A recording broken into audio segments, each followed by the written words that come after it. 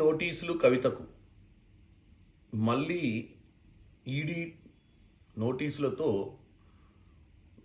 కొత్త డ్రామాకు తెరలేపి పార్లమెంట్ ఎన్నికలలో తెలంగాణ ప్రజలను మభ్యపెట్టి ఓట్లు దండుకోవాలన్న ఆలోచన బీజేపీకి వచ్చినట్టు అనిపిస్తుంది.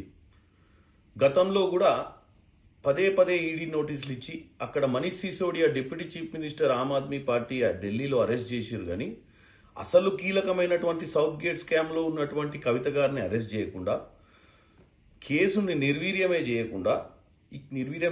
చేయడమే కాకుండా ఇక్కడ తెలంగాణ ప్రజలలో కానీ బీజేపీ నాయకులలో కానీ విమర్శలకు దారితీసినాయి.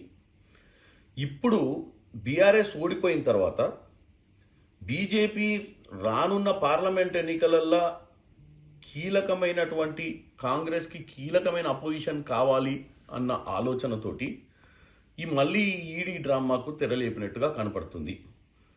తెలంగాణ ప్రజలు ముఖ్యంగా బీజేపీ బీఆర్ఎస్ ఉన్నటువంటి సంబంధాలు, గతంలో వీళ్ళు 9.5 ఏళ్ల పాలన ఎన్ని స్కాములు జరిగినా వీళ్ళపై చర్యలు తీసుకోకపోవడం, ఈ లిక్కర్ స్కామ్లో కూడా పట్టించుకోకపోవడాన్ని ఆల్రెడీ గమనించారు.